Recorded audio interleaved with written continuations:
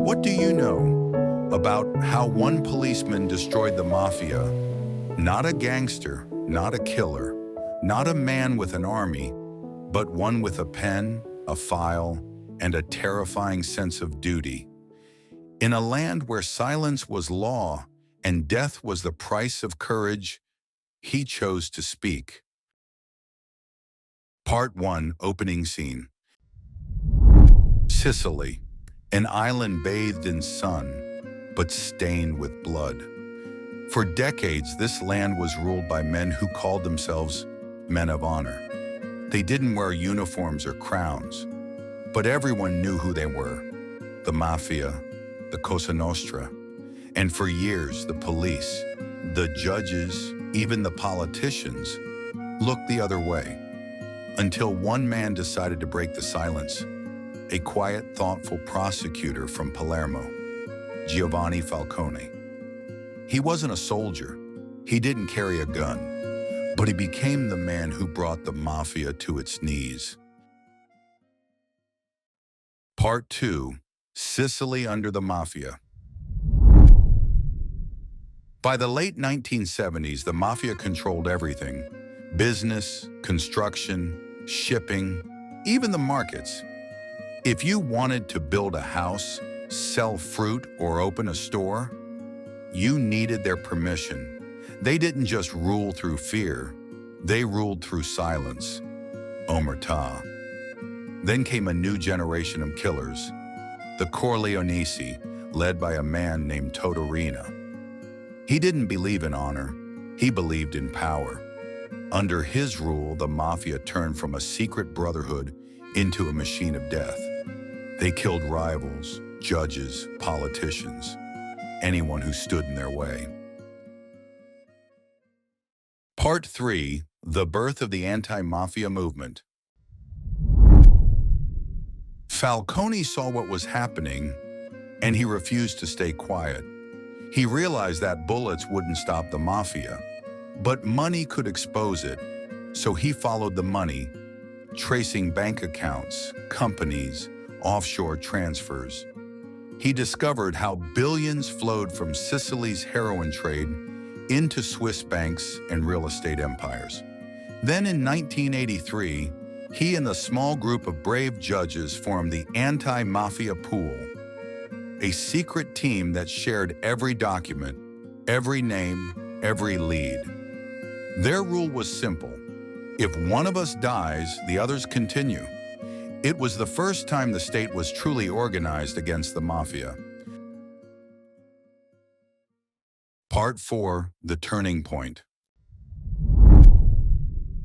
In 1984, a miracle happened.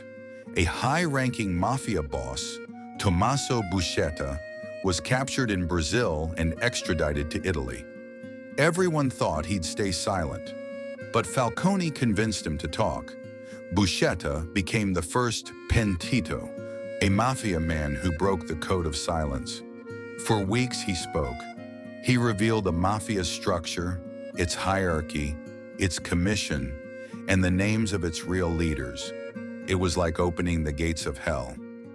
With Buscetta's testimony, Falcone built the Maxi trial, the largest trial against organized crime in history. 475 defendants, a special fortress-like courtroom built inside Palermo's prison. For 2 years, the world watched as Italy faced its darkest secret. And when the verdict came, 360 Mafia members were convicted. For the first time, justice had won. Part 5, The Revenge. But the Mafia never forgets. On May 23, 1992, Falcone was flying home to Palermo with his wife. As their convoy drove down the highway near Capaci, a ton of explosives buried under the road detonated. The explosion ripped the earth apart. Falcone, his wife Francesca, and 3 bodyguards were killed instantly. It was a message from the Mafia: we can kill anyone.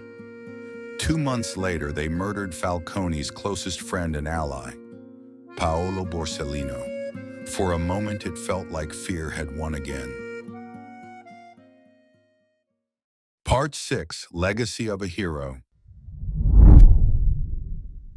But something unexpected happened. The people of Sicily, the same people who had lived in silence for a century, finally rose up. Tens of thousands marched through Palermo shouting, "No more fear!" Children painted Falcone's face on school walls. Teachers told his story, and on those walls appeared his most famous words, "Men pass away, but ideas remain." Years later, the bosses who ordered his murder, Toto Riina, Bernardo Provenzano, were captured and sentenced to life in prison. The mafia didn't disappear, but it lost its greatest weapon, the fear in people's hearts. Final part, in closing.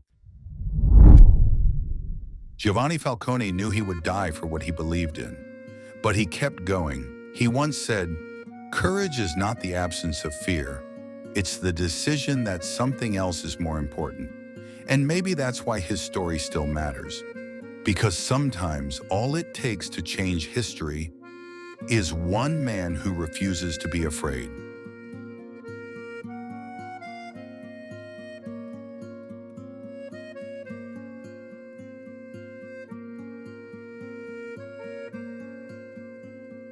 If you felt something while watching this story, don't forget to leave a like and subscribe to the channel. Your reactions, your comments, your support, they truly motivate us to keep creating stories like this one. Thank you for watching, and remember, the ideas never die.